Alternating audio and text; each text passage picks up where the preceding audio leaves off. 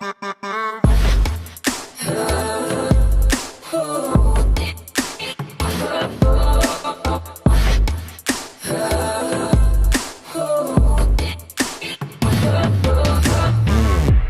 down and catch me. Make it burn, make it sing. Wreck me slowly, light it up from deep within. It's your neon heart pulling me in and pulling me apart. As the sun cries, the sun cries. Whatever you are running from, whatever you have tried to make me feel, don't wanna know, don't know wanna know. Hello, welcome to a Sonic Talk special. We're here today. We're talking to two-thirds of the Danish pop, electro-pop. I hasten to use a genre because it's always wrong. Everybody has to do whatever they feel is creatively and musical. But we're here talking to Norell, who are Nicholas Malling and Victor Hagner. You're in Denmark at the moment, right? Yeah. Yes. At the secret laboratory where you you do your evil deeds, right? Yeah, that's Exactly. right. So you guys, you're a new act, and your PR company are calling you the New Breed, which I think comes from a lyric from one of the tracks that you sent out, which I think was that in Howl, and that seems to have stuck. So you're actually kind of you're creating, I guess it's a brand of that kind of the thing that Scandinavians seem to do so well, which is kind of pop music. I mean, that's the first thing that you do, but it's kind of got an R&B side. I mean, how did you guys get started? Well, actually, me and Victor met each other at like an electronic music course, where the thing we wanted to do back then was make like a lot of house music and a lot of like Disco music. Yeah. Actually. Yeah. And then I don't know why, but it kind of grew into us wanted to make like pop music or wanted to learn more about how to make real songs or Like real songs. I guess. And then we're like, from way back, we are both drummers, so we can kind of relate to each other, like how we wanted at least the rhythmical part to be. Okay, I mean that's the thing about your stuff. I mean, it's quite minimal, but it's heavily driven, but it's not over rhythmically produced. It's sort of everything is placed perfectly well. So you kind of you focus much more on the kind of sound. Because it doesn't say, it's not like the standard sounds that are used in a lot of pop music. You're actually kind of creating sounds from scratch in a lot of times, or selecting them carefully, right? Yeah. Yeah. I think that's what we're trying to do anyway. It's nice to hear that from you anyway. Well, I've been listening to the stuff all day because I've been doing kind of a lot of rework. The first single came out in the summer, which was Howl. I mean, it's actually quite a traditional thing, isn't it? You've got one single that came out in the summer, then you've got another single which came out in September, which is The Great Escape. I mean, it seems quite traditional, but I mean, the music industry, I use record industry, that shows how old I am. The music industry is so different now. I mean, are you consciously doing it one at a time? Have you got an album that you're working on at the same time, or are you just kind of going track by track? Right now, I guess we're pretty fortunate that we have a lot of tracks that are finished, so we get to do like think tactical about it when we want to release the next track or which tracks should it be, and then in the end it should be like an EP. I mean, it's going really well. I mean, it's kind of blown up. I've seen, I've got some moody shots of the electronic your representation here. That's you guys. Although you look very different there. Is that a long time ago, or are you just chameleons all the time? So you're doing all the promotion and all of that side of things as well. I mean, is that weird, or is that you enjoy that part of it? I think it's really funny to try all these things, but it's pretty new for us to do all this PR and like do this with you as well. It's the first time we do it, so that's pretty exciting and scary as well. Well, don't be afraid. I'm very gentle, I promise you. So, one thing that is really interesting to me, I mean, a lot of musicians of my generation that came through the kind of whole Atari, hardware synthesizers, MIDI, that side of things, we're very used to a hardware approach, whereas I'm guessing you guys are probably very much in the box, right? So what is it that you're using? Well, right now we're using Ableton, and it's been like that for 3 years, I guess. From the start, yeah. actually. Yeah, I've personally tried like Reason and Fruity Loops, but it never made sense in my mind. I can remember like the first time I tried Ableton, it was like the way I wanted to build my DAW software. So it made sense to us. Yeah, I see.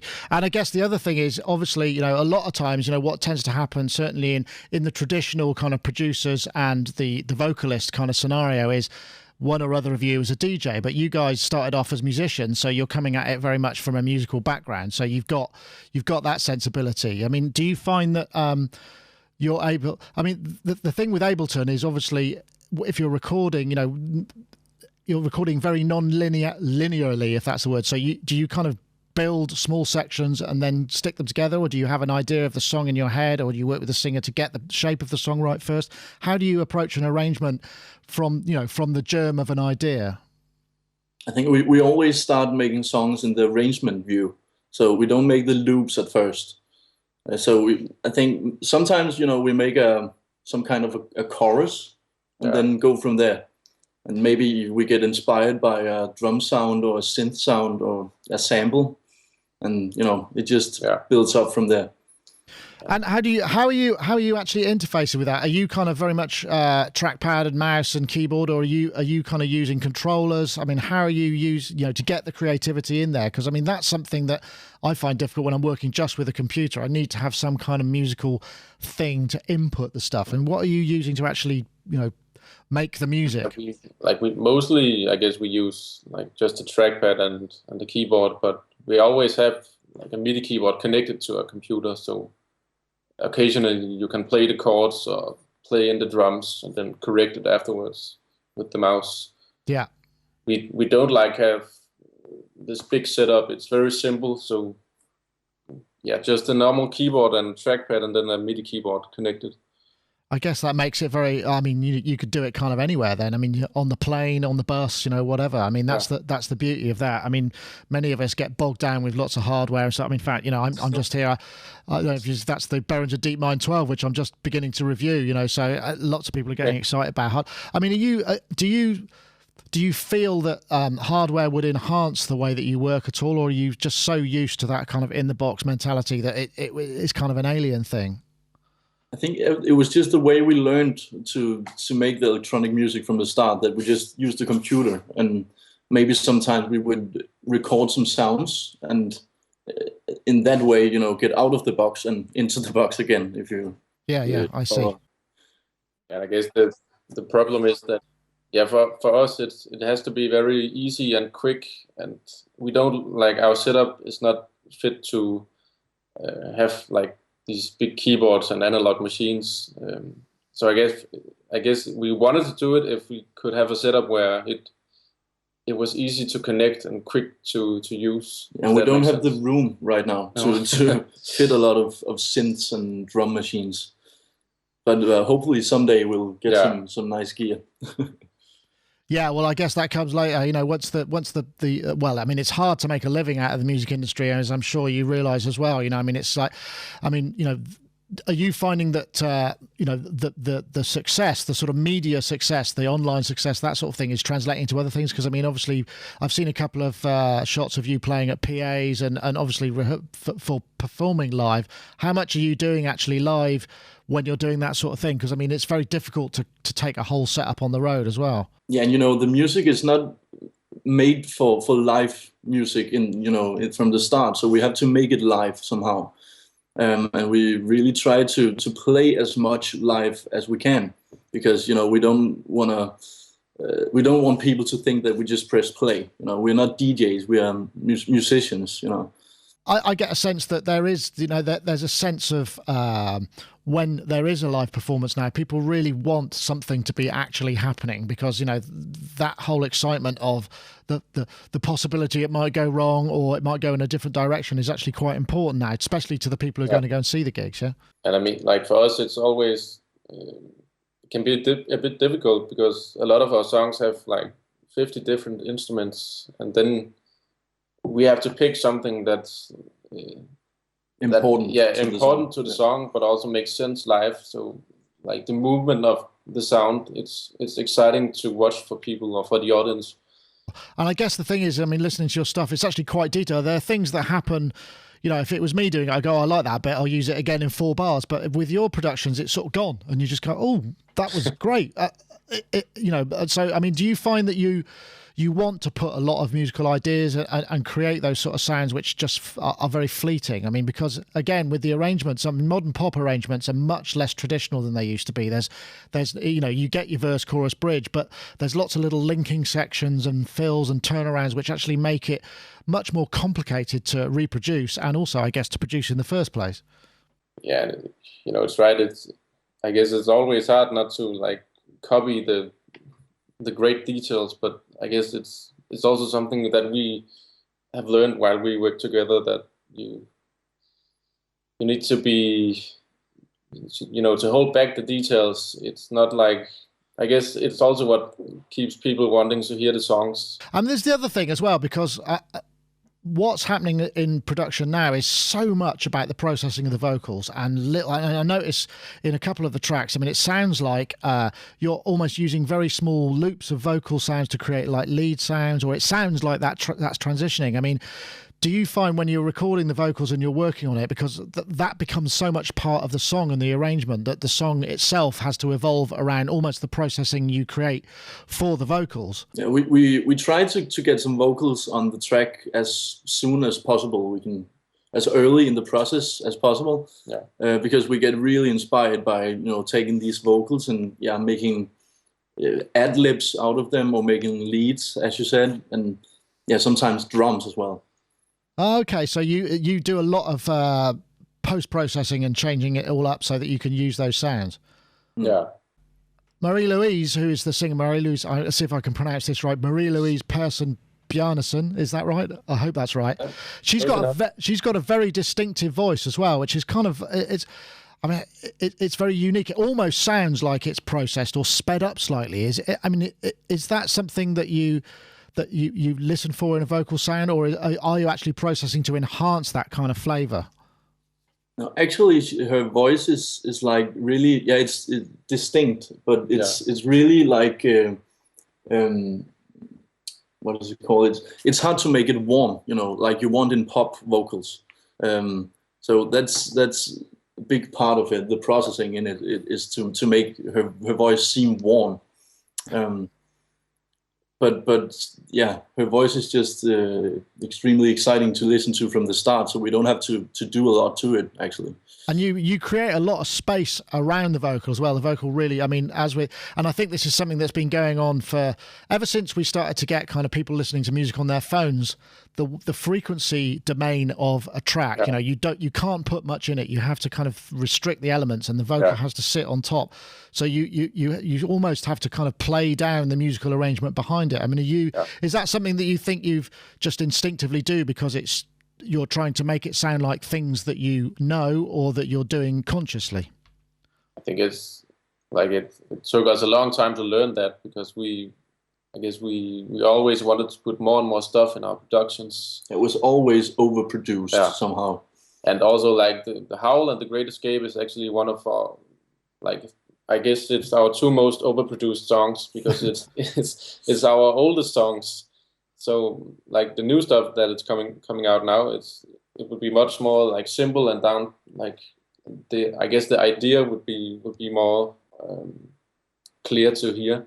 Yeah, but it's really tough to like kill your darlings and remove all like the details. But it was makes the song better in the end. I guess. And it's a big part of our process when we are producing is to kill our darlings, you know, and kill each other's darlings as well. That's really interesting you say that, because I mean, you guys, I mean, without appearing trying to be patronising, you're young guys, right? And that stuff is hard to learn. That to let go of a creative idea and just to let the bigger picture kind of surface. I mean, that's something that I think is quite unique when you get production duos, because most, you know, a lot of people work on their own and they can do what the hell they like, whereas you obviously are able to communicate creatively, which is a great bonus, right? But it can be really hard sometimes. You know, not getting mad at each other, but I think we can cope. Yeah, Well, I'm glad to hear that. So tell me, what is it that you're using? I mean, when you're putting a track together, you're working in Ableton, are you using the onboard devices a lot, or are you using a lot of additional software and plugins to get kind of where you need to go?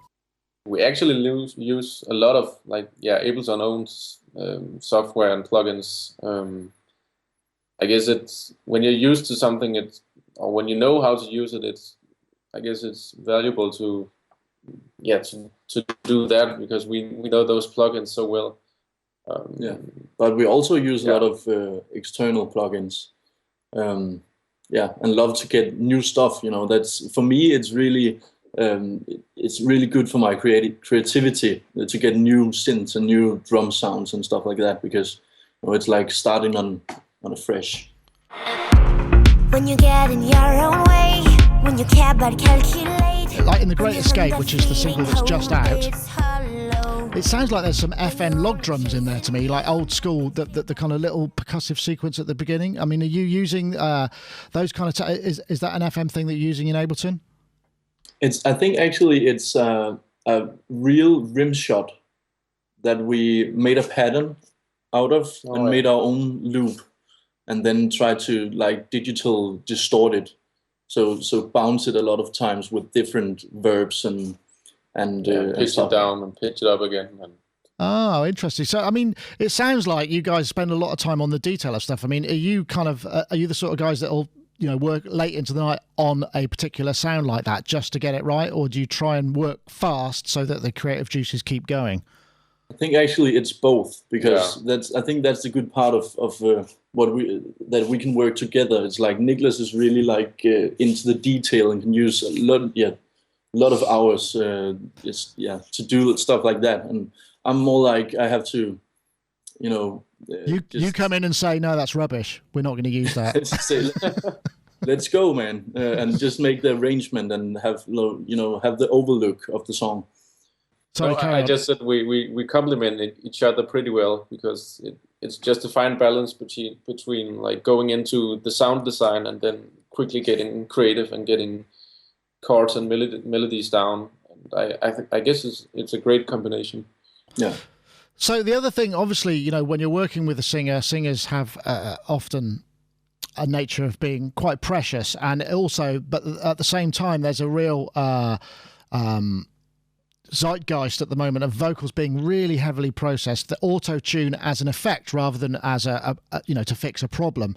I mean, do you find that because I mean, obviously you need to apply that kind of stuff, and it's not maybe what the vocalist sang. I mean, how do you approach those things? I mean, I imagine there might be a point of conflict there creatively, or is she cool with whatever you do with her voice? I think we used a lot of time discussing this thing, actually, because we think personally that the sound of autotune is really great. It colors the sound really great, I think. It makes it makes it cut through as well, doesn't it? Yeah, that's it. It's not only in tune; it's also like metallic somehow, and I really love that. So we discussed it with the Marie-Louise, and I think the most important thing for her is that it's her singing, and she can do it live as well, as good. Right. Because there are some vocalists now, I mean, we've heard this before, where vocalists almost develop a technique where they can sing so it sounds like almost they are auto-tuned. It's the way that they attack the timbre of their voice, or, completely flatten any vibrato. I mean, some singers can do that, and that is an astonishing skill. I mean, it's weird when you hear it for real, but I mean, it sounds like she's capable of that level of control, which seems to be something that's quite common amongst sort of Scandinavian pop singers. There's very much a strong degree of quirkiness, but also great control, right? Yeah, that's right. People have often they tell us that we should turn down the autotune on her, but in the end, it's often her own voice that makes that kind of, break in the tone, or what do you say? When it retunes too fast. Yeah. You get that kind of you get that stepping. Yeah. What kind of stuff are you working on now? I mean, are you still working on the EP, or are you now working on, because are you working on remixes? I mean, I'm guessing as you get, as people hear your tracks and go, I like that sound, can you work on stuff for me? Are you doing production? Are you doing that side of things as well? I think, like Nicholas said in the start, we are fortunate that we have so many tracks done right now, so we can work on new stuff and collaborate with other artists and stuff like that. And we're actually now working on the last song that's going on the EP. And it wasn't supposed to from the start, but we just really wanted it to get released soon. And that's another interesting. I mean, I suppose with the change in the way that major labels or any kind of label kind of works with artists, where they would call the shots. I mean, I'm guessing because you're so portable and mobile, and do you get to you just do whatever you feel and they'll support you, and it's about them helping you with marketing? I mean, it's more almost about having decent management who know how to promote you rather than necessarily a traditional record company, right? Yeah, I guess so. We have a really nice A&R, but he's not like making the thing and making us do anything specific. It's more like pushing us to do better, all the time. And when you're mixing your stuff, do you hand it over to a mix engineer and then go to the studio and kind of sit in the back of the room and let them do the thing, or are you very much hands on? Or are you doing it all in the box and it just gets mastered? I guess a lot of our sound have they're very characteristic, so we can't just hand it completely dry to a mixer always. A lot of our sounds we have to keep pretty wet, and then he has to make it happen some work around it somehow. But yeah, we use we have this really cool guy called Anders who really understands our sound, so he knows what to do, and if he has a problem with our way of mixing it, he can call us and make it that particular sound dry, and we can send it to him again. All right, so you, I guess, because this is that you send basically a lot of stems rather than individual tracks, like in the traditional fashion. So you say, well, that's the beats, or that's the beats minus the kick, or so you end up with, you break out certain elements that you feel might need to be processed, but you try and keep everything intact. Yeah, we actually send all the tracks to him, so he has maybe around 100 tracks or something. But we just try to keep our own effects. How do you manage to with your stuff being so minimal sounding? How do you manage to use 100 tracks? There's something going on there. Is that because you like to have options, or what is? Have you no discipline? We always have a lot of vocals and a lot of drums, and our mixer is always a bit complaining about that because it's a tough job for him. Yeah, but I guess he makes it sound great in the end. Yeah, no, they do sound good. The other thing is when you're recording vocals, I mean, do you do those yourselves, or do you go to a studio to kind of lay onto a bare bones session, or I mean, how are you dealing with that? We're recording ourselves. We used to have our friend's studio where there's a vocal booth, and we can get this microphone from our label, which is a really nice microphone. We can just, what's it called? Borrow? Yeah, we can borrow that. Okay. And what are you using? Do you know what's the signal path? Because the vocals do sound really good. I mean, I know that when it comes to the mix, there's probably a lot of processing that goes on afterwards. But to record the track, what sound input, what signal path are you using? It's actually pretty simple. For how we used our, I think in English you say Rode. Oh yeah. It's pretty cheap actually. And we don't really have a preamp, so we just plug it into a, what's it called? It's Apollo Twin. Ah, well that explains a lot, because the preamps on those are really nice. So you that's it. So are you using some of the UAD stuff in your mixes? So is that what you're using, like power plugins when you're creating the sounds to process and that side of things as well? Yeah. But we always record the vocal completely dry, so our mixer can do whatever he wants, and we can we pre-mix it. Yeah. We always have the vocals completely dry. I guess it's more safe that way. Yeah, it means that there's repairs and all of that. And what are you using for monitoring? We have these Eves, and I don't know actually. If you want, we can show them, and if we go over to the phone or something. Okay. Well, maybe what we could do, because if you've got your laptop with you, I mean, I'd be really interested to see, because you say you got 100 tracks in some of your things. I'd be interested to see what one of those sessions looks like, because I'm guessing it's a lot of stuff, right? Right now, this is Howl. Can you see this? Yep. Yes. All right. So we're looking at arrange mode there. Yeah, this is Howl. So it looks a lot like what you've got are tracks with small things on that are being processed in very specific ways. Yeah, and I guess we are pretty messy sometimes when we produce, so it's. I will try not to be. Back when we made this track, we weren't that focused on being neat and nice, so it's kind of messy.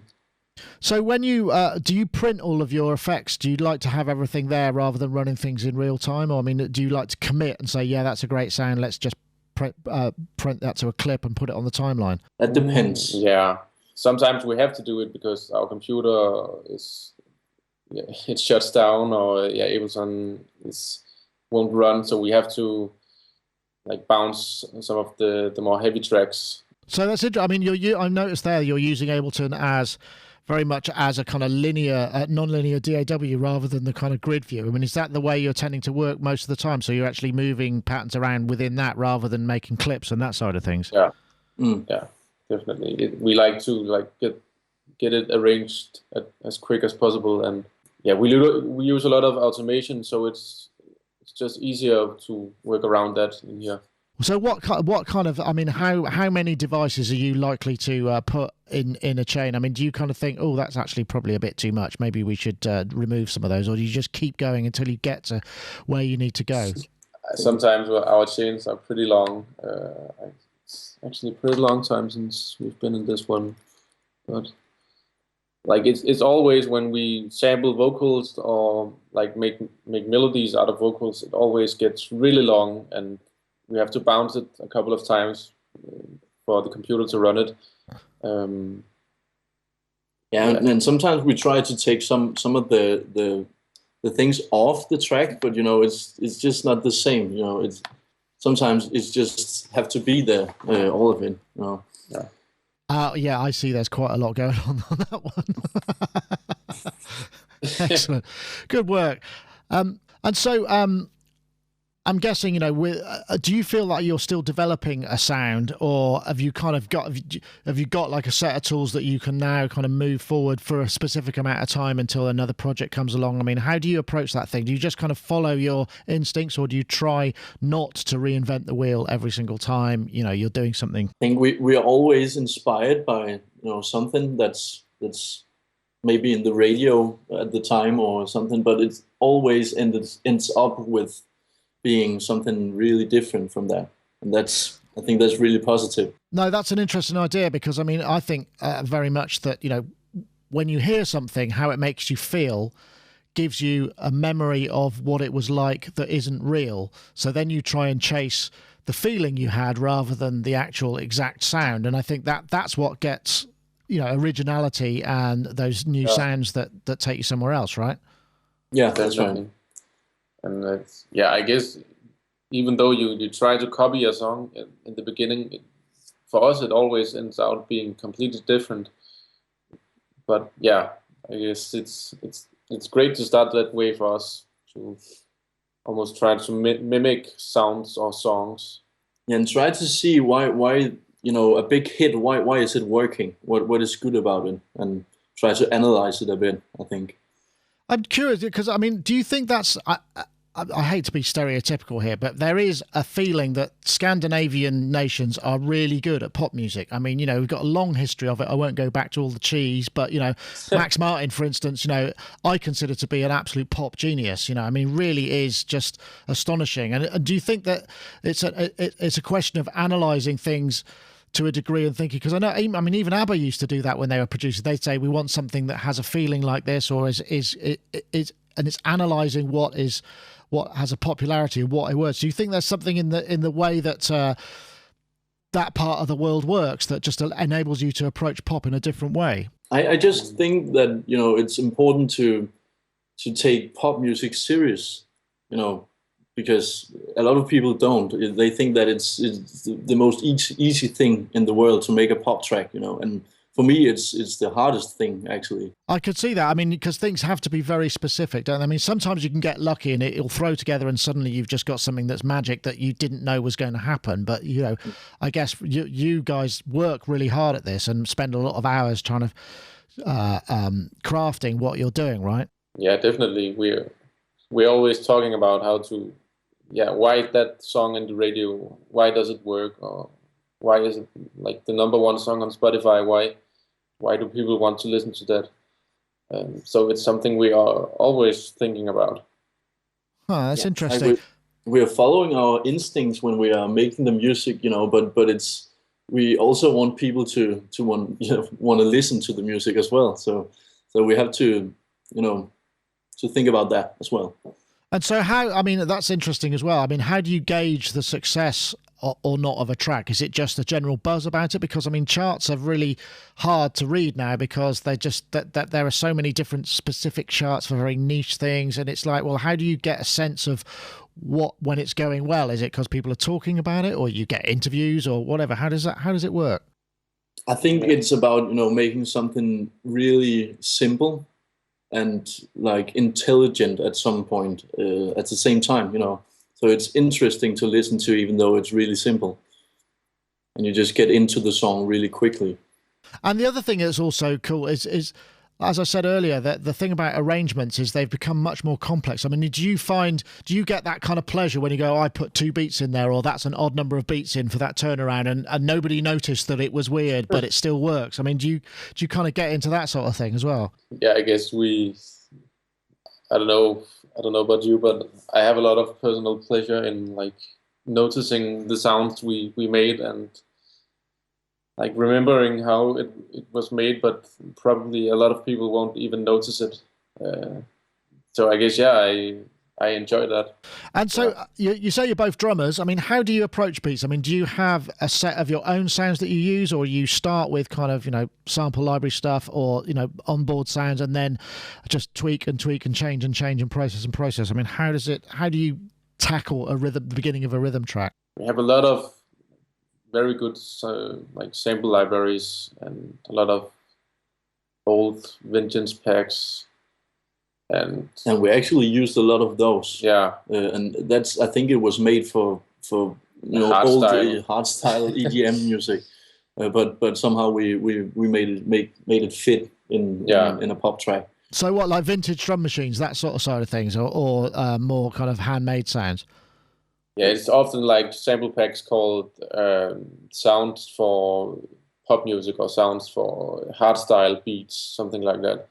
It's pretty cheesy, actually, but sometimes it just fits in a weird way. It's almost going back to kind of, you know, back in when sampling first came out, you know, people would sit there for hours auditioning snare drums, you know, until they found the right one that just had that magic fairy dust.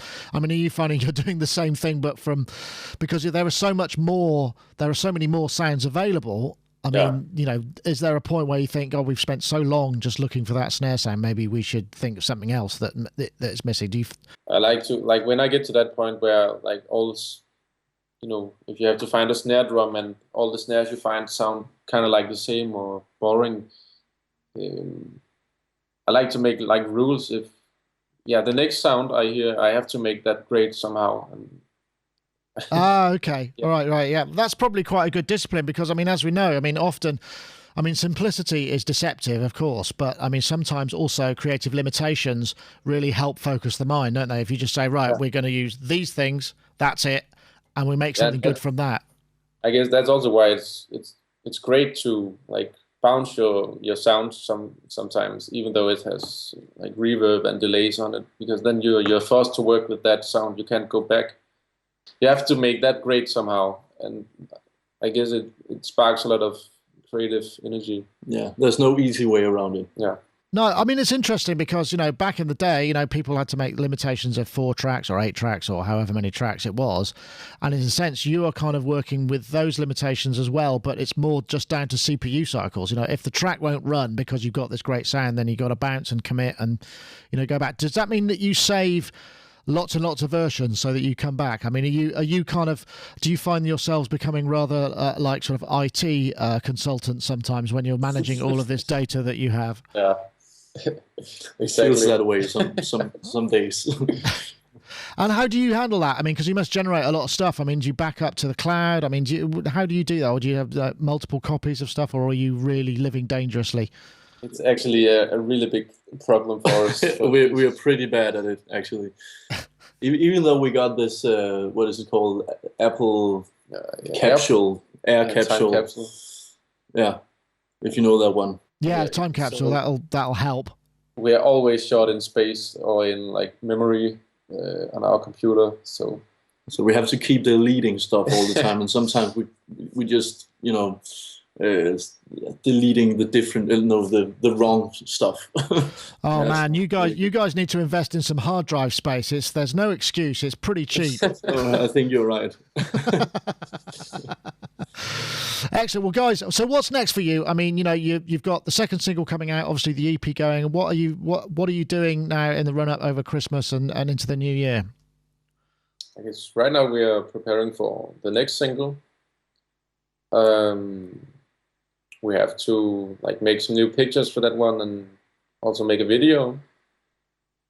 And I guess I don't know when it's coming out actually, but I guess before Christmas. Yeah. Then we have to decide like what is the EP going to look like, or what track would be on it. And right, so it's all like, do you, I mean, are you involved in the kind of creative direction of the way it looks as well? I mean, you get involved in the video, or do you kind of like to hand some of that stuff off so that you can just concentrate purely on the music? We really try to like commit to every part of it, so it's it's as personal as it can be, I think. But it's always tough because sometimes it's easier to get a brand right if someone like who's not as involved in it as we are. Like I guess if you have to make a picture, it's more easier to hear suggestions first.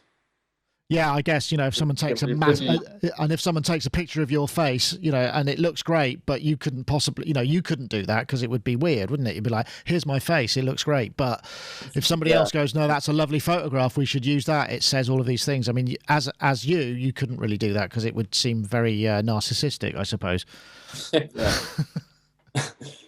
Yeah, like I guess the whole feeling or like the concept of the band is it's a bit hard to imagine when you make the music, because you know what kind of music it is, but you don't really know how the feeling is in the music for others. That is an interesting thing though, because for a lot of people, when they make music, they get very strong visual images that come along with it. I mean, do you find that's the same thing when you're working on a track? You think, I know how this is going to look, or I've got an idea of what I think it should look like. So then when you go through to doing the promotion, the cover and stuff, you've already got a very strong idea in your head. Sometimes we have some ideas, and sometimes there's nothing, because we only think about the music and how that feels.